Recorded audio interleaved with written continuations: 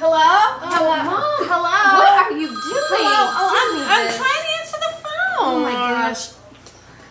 It's not a phone, it's an iPad. What? An iPad. It's something more than a cell phone and a laptop. The apps on it are better than a regular cell phone, and the touch screen, like you see here, makes it more interactive than a regular laptop. Well, why would I want that?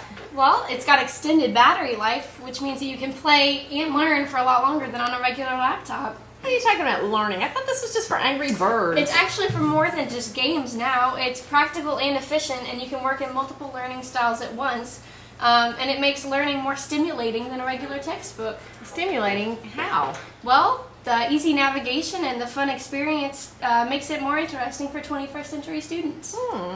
So how do you get school stuff on this iThingy?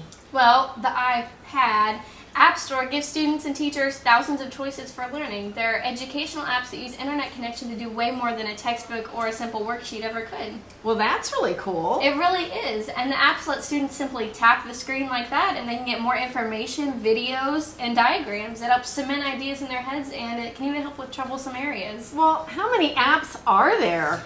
Thousands. Apps can be really diverse. There are apps for making flashcards, or you can get an app for a graphing calculator like I did and save $100. Wow, I like that. How about for teachers? Well, there are tons of apps for teachers. For example, there are polling apps. They can be used in classrooms so that teachers can assess student understanding of a topic, or they can even get their opinions, and it lets the teachers create the questions themselves. Wow, that's amazing. It really is. I'm just kind of overwhelmed. There's too many apps to choose from. I feel your pain. Let me break it down for you. Using an iPad as an e-reader, like you can over here, can turn a textbook into literally a wealth of resources for students. They can bookmark passages, share content, they can even search for specific words or phrases right there.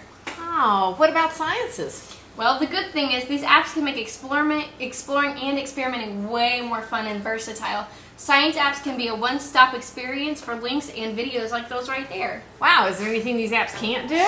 Well, an app like WordWork could be used better if teachers could customize it to make a vocab list to prepare for a quiz or a test. Wow, that's really neat. Yeah, and the good thing is apps are only moving up. New apps will roll out that use a camera feature even. See? And as more tablets enter into the market, competition for the best apps will make them even better. Wow, are schools actually using iPads? Yeah, a Lake County school is already using iPads instead of their textbook. It saves the school tons of money, and schools can use the iPads at home, and they can use it at home and at school. It gives a completely new dimension to their learning. Very cool. And this is the App Store where you can download all the apps we've been talking about. Just scroll down and you can go right into education. And once you're in here, you can see new apps or the most popular ones, or if you want, you can search for a specific thing. Let's say we're looking for apps for middle school students. Type in middle school, hit search, and you just see what comes up. You have nature books, math problems, all sorts of stuff. But let's say we're searching specifically for history. Type it in, hit search, and what do you know? You have U.S. president history, dinosaur history, anything you could ask for. Or if you want, you can go straight to the iPad section of the Apple Store. Then you just click on the From the App Store button, and it'll take you to basically the same setup.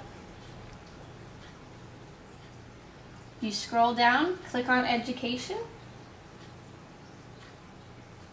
and it breaks it down into sections for you. You have Math, or solar system, and then you can search further into each area you want to, or down at the bottom it has more apps for education. Websites like fun educational apps allow you to browse and find the perfect app for whatever your educational need is, whether you're a teacher or a student.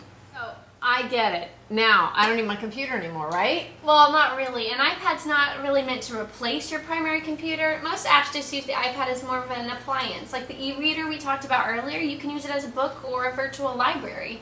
I see. These apps sound pretty interactive. They really are. And a lot of apps can address multiple learning styles at once. They can give virtual stimulations, kinesthetic interaction, as well as musical and artistic elements.